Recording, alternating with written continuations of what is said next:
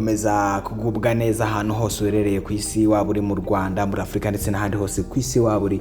Mwifurije kugira ibihe byiza cyane ndetse ibyirimo byose Imana ibiguheremo umugisha cyane, uhirwe. Twebwe twitwa Inzu Business Group Limited, tuba tugufitiye imari nziza cyane, yaba inzu zigurishwa, inzu zikodeshwa, ibibanza ndetse n'indi mitungo yose itimukanwa. Ikindi kandi amafaranga yose waba ufite muri Inzu ntabwo tuyasubiza inyuma. Tuba dufite imitungo iri hejuru mu mafaranga, ariko tuba dufite n'indi mitungo amafaranga bayakamo abatari menshi. Rero uko waba umeze kose ku mufuka, amafaranga yawe turayakira ndetse tukaguhuza na nyiri umutungo, mukaba mwakumvikana akaba yanakugabanyiriza.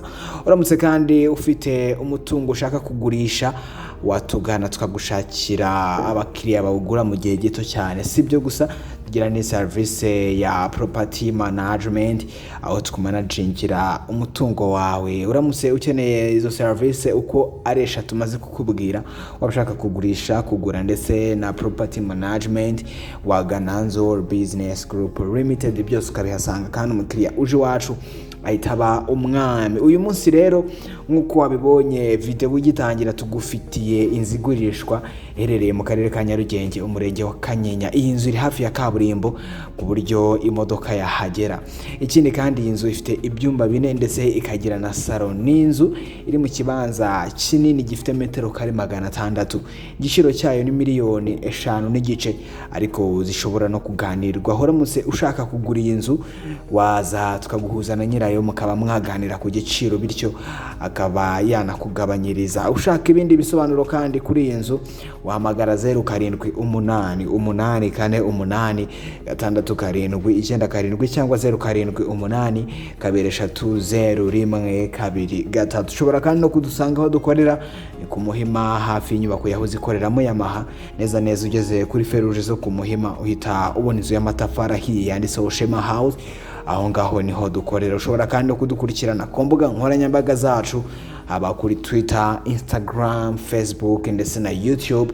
Wanditse Inzu Market ututubona, ndetse ugatangira no kubona indi mitungo myinshi tugiye dufite ku mbuga nkoranyambaga zacu. Si ibyo gusa, dufite na website ushobora kujyaho, wanditse wa3.nzuri.rw. naho haba hari imitungo myinshi gitandukanye, ku buryo iyo ushaka ikintu kitwa umutungo utimukanwa nta handi wajya usibye muri Inzu Business Group Limited. Hose ibintu byose ushaka urabihasanga muri Inzu Business Group Limited. Niwibagirwe gukora subscribe kuri iyi channel kugira ngo buri video yose y'umutungo runaka tuzajya dushyira kuri YouTube channel yacu uzajye ubona mu bambere 5/5. Sibyo gusa, nibagirwe no gusharinga iyi video kugira ngo abantu bataza gucikwa n'inzu y'amafaranga make cyane herereye mu murenge wa Kanyinya mu karere ka Nyarugenge.